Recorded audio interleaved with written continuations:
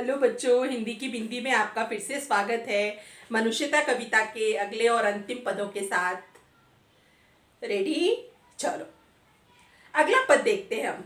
अनंत अंतरिक्ष में अनंत देव हैं खड़े, समक्ष ही स्वबाहु जो बढ़ा रहे बड़े बड़े। परस्परावलंब से उठो तथा बढ़ो सभी, अभी अमर्त्य अंक में अपंक हो चढ़ो सभी। रहो न यो की और से न रहो न भूल के यहाँ की और से काम सरे। वही मनुष्य है कि जो मनुष्य के लिए मरे। अनंत मतलब जिसका कोई अंत नहीं है। अंतरिक्ष मतलब ब्रह्मांड। अनंत देव, कई सारे देवी देवता, 84,000 देवी देवता ऐसा माना जाता है कि ब्रह्मांड में है। तो अगर हम अच्छे कार्य करेंगे तो उस अखिल ब्रह्मांड में भी जब हम पहुंचेंगे, ईश्वर के समकक्ष जब हम पहुंचेंगे, तब वो भी हमारे स्वागत के लिए अनंत अंतरिक्ष में अनंत देव हैं खड़े, समक्ष ही स्वबाहु जो बढ़ा रहे बड़े बड़े बड़े बड़े हाथों से वो हमारा स्वागत करेंगे। मतलब अच्छे कार्य जो करता है उनके हमेशा स्वागत के लिए दुनिया के हाथ उठते हैं, और गलत काम जो करता है दुनिया के हाथ मारने के लिए भी उठते हैं कि नहीं उठते हैं। वैसे ही स्वागत में, स्वागत सत्कार में अपने भुजाओं को आगे बढ़ाएंगे अखिल ब्रह्मांड में देवी देवता भी। ये बात राष्ट्र कवि मैथिलीशरण गुप्त ने इधर कह दी है। परस्परावलंब से उठो तथा बढ़ो सभी। परस्परावलंब, परस्पर और अवलंब, परस्पर अवलंब से तात्पर्य एक दूसरे का सहारा बनकर के, एक दूसरे को सहारा देते चलो, बनते चलो और आगे बढ़ते चलो। परस्परावलंब से उठो तथा बढ़ो सभी, अभी अमर्त्य अंक में अपंक हो चढ़ो सभी। अमर्त्य अंक, अमर गोद, अमर गोद किसकी है? ईश्वर की। तो अपंक मतलब निष्कलंक होकर के, अपंक का अपोजिट है पंक। पंक मतलब कीचड़, अपंक मतलब बिना कीचड़ का, बिना दाग धब्बे का, बिना कलंक का। तो हम जब निष्कलंक रहेंगे तभी हम उस ईश्वर की अमर गोद को प्राप्त करने पाएंगे, उस गोद में बैठने के अधिकारी हम बनने पाएंगे। रहो न यूं कि एक से ना काम और का सरे। एक और गलतफहमी व्यक्ति पाल लेता है अपना कि हम है मतलब सब कुछ है, हम नहीं है मतलब कुछ नहीं है। ये भी गलतफहमी व्यक्ति को कभी नहीं पालनी चाहिए। सबके बिना सब कुछ हो जाता है, ये दुनिया चलती रहती है। हम हैं तो हमारे द्वारा कार्य संपादित हो रहा है, हम नहीं है तो कोई और संपादित करेगा, लेकिन होगा, कहीं कुछ रुकावट आने वाली नहीं है। अच्छा बुरा ये जरूर फर्क पड़ जाता है, लेकिन फिर भी काम किसी के रुकते नहीं है। और वही मनुष्य है कि जो मनुष्य के लिए मरे। सही मायने में एक सच्चा मनुष्य वही होता है जो लगातार दूसरों के लिए सोचता रहता है और दूसरों के हित के लिए कार्य करता रहता है। मनुष्य मात्र बंधु है, यही बड़ा विवेक है। पुराण पुरुष स्वयंभू पिता प्रसिद्ध एक है।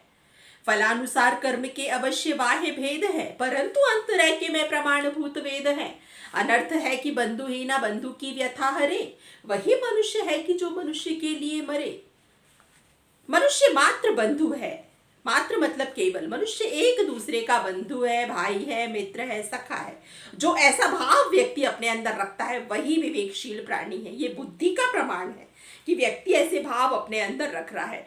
पुराण पुरुष स्वयंभू पिता प्रसिद्ध एक है। पुराण पुरुष, पुराणों के जन्मदाता, पिता ब्रह्मा सबके पिता के रूप में प्रसिद्ध है। ठीक है, ब्रह्मा को सबका पिता माना गया है, जगदीश्वर माना गया है। फलानुसार कर्म के अवश्य बाह्य भेद हैं। बाहरी तौर पर ये बात आप लोग सुनते होंगे और वास्तव में ये बात बहुत सही भी है।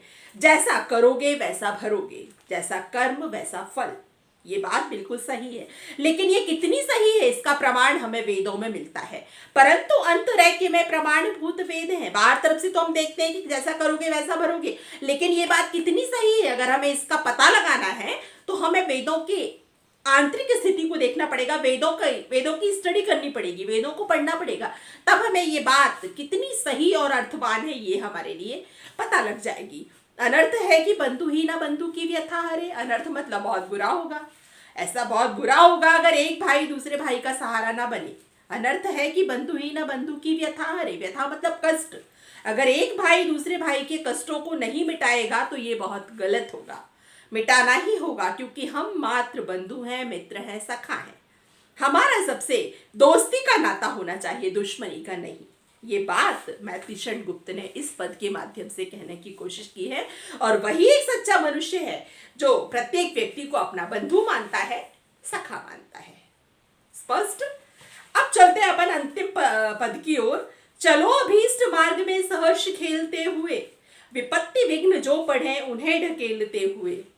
घटे न हेल मेल हाँ, बढ़े ना भिन्नता कभी, अतर्क एक पंथ के सतर्क पंथ हो सभी, तभी समर्थ भाव है कि तारता हुआ तरे, वही मनुष्य है कि जो मनुष्य के लिए मरे। चलो अभीष्ट मार्ग मतलब इच्छित लक्ष्य प्राप्ति का मार्ग, जो आपकी इच्छा है और जिसको आप पाने के लिए लगातार प्रयास कर रहे हैं। कोई हम मंजिल, कोई लक्ष्य अगर हम अपना डिसाइड कर लेते हैं कि हमें ये करना है, मतलब उस फील्ड में हम फाइटिंग करने लगते हैं। वही बात इधर कवि ने कही है। अभीष्ट मार्ग पर आप, जिस मार्ग पर आप लक्ष्य प्राप्ति की तरफ बढ़ रहे हैं, उसमें आपके लिए हंसते खेलते हुए आगे बढ़ना है, प्रसन्नता के साथ। कोई मन में बुराई और ये ऐसे कह सकते हैं ना कि डर वाला भाव हमारे अंदर नहीं होना चाहिए। क्योंकि देखो, कोई भी मार्ग आसान तो होता नहीं है, लेकिन आसान हम तब बना लेते हैं जब हम लगातार उस पर चलते जाते हैं। जो भी प्रॉब्लम्स आती हैं उनको हम लगातार सॉल्व करते चले जाते हैं, तब वो मार्ग हमारा आसान होता चला जाता है। क्योंकि हमें नहीं पता जिस मार्ग पर हम चल पड़े वहां हमें क्या क्या प्रॉब्लम आने वाली है, ये तो चलते चलते ही पता लगता है ना बेटा। वही बात इधर कवि ने कही है, जिस मार्ग पर आप जा रहे हैं उस मार्ग पर आप हंसते खेलते हुए आगे बढ़े। विपत्ति विघ्न जो पड़े उन्हें ढकेलते हुए, जो भी आपको आफत मुसीबत आ रही है उनको ढकेलना मतलब किनारे कर देना, उनको आपको किनारे करते चले जाना है। और किनारे इसलिए करना है कि वो मुसीबत हमें भी है और आगे आने वालों को भी वो मुसीबत हो सकती है, इसलिए हम मुसीबत को दूर ही हटा दें, किसी दूसरे के लिए मुसीबत बढ़ा ना दें। ये भाव हमारे अंदर होना चाहिए। घटे ना हेल मेल, हाँ बढ़े ना भिन्नता कभी। घटना मतलब कम होना और बढ़ना मतलब ज्यादा होना। तो घटे ना हेल मेल, आपसी मेल मिलाप भी हमारा कम नहीं होना चाहिए और मन में दूरियां भी नहीं आनी चाहिए। घटे ना हेल मेल, हाँ बढ़े ना भिन्नता कभी। भिन्नता नहीं आनी चाहिए। भिन्नता अगर बढ़ जाएगी तो हमारे बीच की खाई बढ़ती चली जाएगी लगातार, फिर हम तमाम कोशिशों के बाद भी हम एक नहीं हो पाएंगे। इसलिए हमें दूरियां नहीं बढ़ने देना है और मेल मिलाप भी कम नहीं होने देना है। अतर्क एक पंथ के सतर्क पंथ हो सभी। अतर्क पंथ अनजाना रास्ता, सतर्क पंथ, पंथ के दो अर्थ हैं इधर, एक का रास्ता एक का राहगीर। तो अनजाना रास्ता है लेकिन सबले हुए यात्री की भांति हमें वहां चलना है, यात्रा करना है। तभी समर्थ भाव है कि तारता हुआ तरे। हमारी वास्तव में उपलब्धि वही होगी, हमारी सफलता तभी होगी जब हम भी सफल हों और दूसरों को भी हम सफल करने की कोशिश करेंगे। हमारी कोशिशों में भी दम है और दूसरों को भी हम कोशिश करने के लिए लगातार प्रेरित कर रहे हैं। और वही मनुष्य है कि जो मनुष्य के लिए मरे। लगातार वही व्यक्ति ऐसा है जो कोशिश करता चला जा रहा है और लगातार वो प्रयास करते हुए चला जा रहा है। ये कोशिश होनी चाहिए। अब लगातार अपन काव्य सौंदर्य पर और फटाफट अपन देख लेते हैं। कविता के काव्य सौंदर्य पर मैंने आपको बताया था बेटा कि कविता वीर रस की कविता है। राष्ट्र कवि थे और वीर रस की कविता उन्होंने लिखी हुई है। वीर रस अर्थात ओज गुण की कविता है। ओज गुण होता है वीर रस की कविताओं में, ठीक है। तो ओज रस और वीर गुण, वीर रस और ओज गुण है ना बेटा। अनुप्रास अलंकार है इस कविता में, पुनरुक्ति प्रकाश अलंकार है। काफी सारे तत्सम शब्द आपको इसमें मिले हुए। तत्सम शब्द मतलब ऐसे शब्द जो लगातार संस्कृत से आ जाते हैं, उन संस्कृत के शब्दों को एज इट इज हिंदी में भी कॉम्प्रोमाइज कर लिया जाता है, वो तत्सम शब्द कहलाते हैं। तो प्रस्तुत कविता में काफी सारे तत्सम शब्द आए हैं। तो वीर रस की कविता, ओज गुण की कविता और तीसरी चीज मैंने आपके लिए बताई है अभी, क्या? तत्सम शब्दों की प्रधानता। चौथी महत्वपूर्ण बात है, खड़ी बोली के ये कवि है राष्ट्र कवि मैथिलीशरण गुप्त, इसलिए खड़ी बोली की कविता। और गेय पद है ही, तुकांत शैली है ही, इसलिए ये कविता जो है पौराणिक और राष्ट्रीय संदर्भ लिए हुए है।